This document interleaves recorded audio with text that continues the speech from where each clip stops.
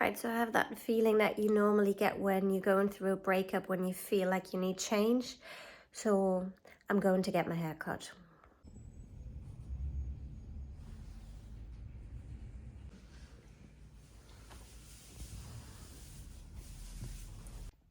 There you go. That's the new hair. Now you're thinking, oh, she's rather impulsive. Yeah, maybe. Not always, you know. Does it make me feel better that I have short hair? No, no. I don't know, but you know, got short hair now, so that's cool, isn't it? It's not that short, is it? Not that short. Friday afternoon. 1 week ago today, I was still pregnant. I like Fridays. They are the day I have with my little daughter. And she had her ballet class today. And I couldn't hold back the tears there today because, well, seeing her ballet teacher with a bump just really, really got me. I was trying to hide. Only one person noticed, and luckily that was my friend who knew because I had shown her the positive test a week earlier. So that was good. But I feel a weird sense of embarrassment for feeling sad. I really try and hide it. I don't know, I think in my head I'm like, oh, people will be thinking, why is she so sad? It was really early. And I keep thinking that people might think or not understand why I really want a third child, because I have two wonderful, healthy children, and I am so grateful for them. They do complete me. I would love to give them another sibling, and I was dreaming of that big family always. And I just love being a mom, and I don't want it to end anytime soon. That sounds strange. And I know it won't end because I'll be their mother for life. I just feel like there's still space at our table and in our hearts. Well, anyways, today I feel a bit sad, but I notice that I try and hide it. And I wish I wouldn't do this, but somehow I feel embarrassed for my sadness. However, I know that being sad doesn't mean that I'm not grateful. I am grateful. Every day, actually. But I'm also sad. And I think that's okay. Tell yourself it's okay to be sad.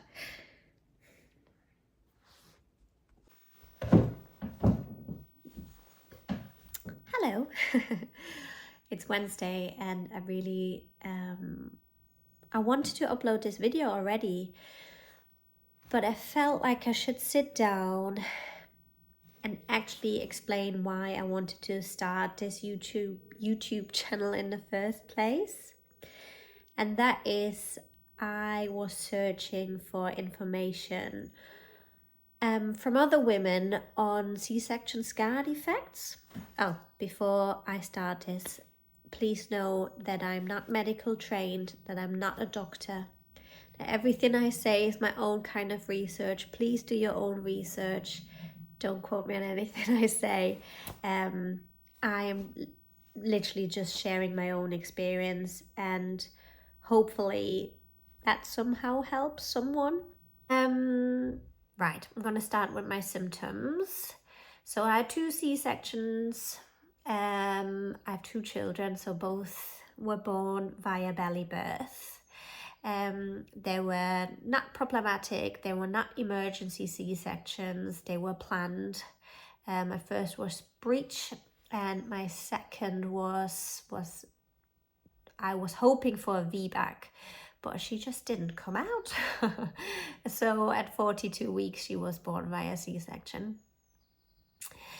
And as soon as I had my first period after my second C-section, I breastfed for a while, so it took a while, about a year after the second C-section. I started experiencing really painful periods. 5-day period, 5 days of bleeding, 2 days of no bleed, and then I start brown spotting. So it's been about 4 years of having brown spotting from 2 days after my period until ovulation. And I've been to the doctor quite a few times with it, thinking this is not normal. Why am I have so much brown spotting? And I had transvaginal scans. But here's the thing, they found nothing. But to see a C-section scar defect, it sometimes needs a contrast enhanced ultrasound, basically something to fill the niche. Okay, so C-section scar defects are sometimes called niches or isthmocele, but they're all the same thing. So I believe that the investigations have just not been the right ones.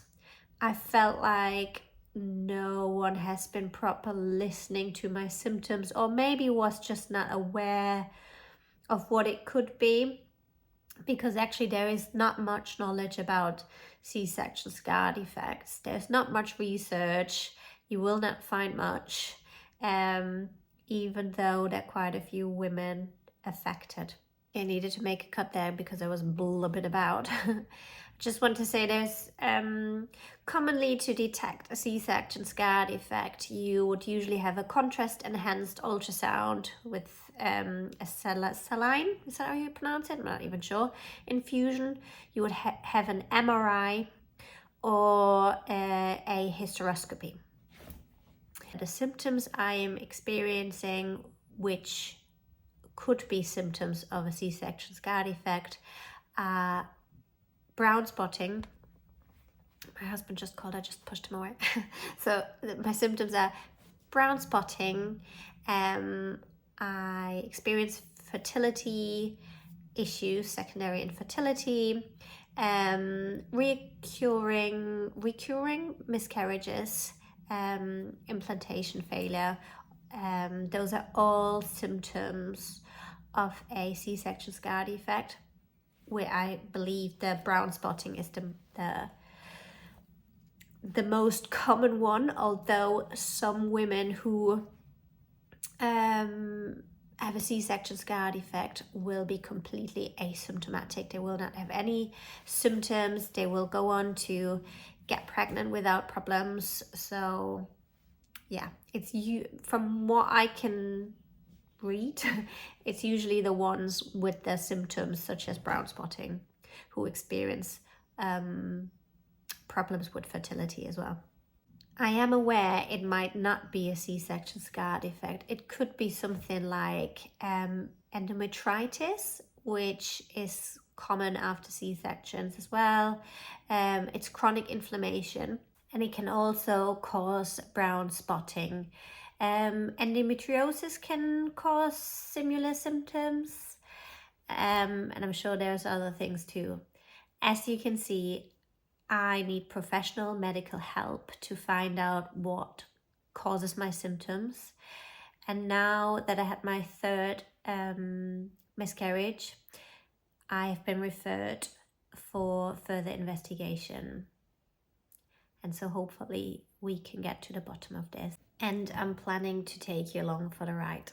So let's see what happens.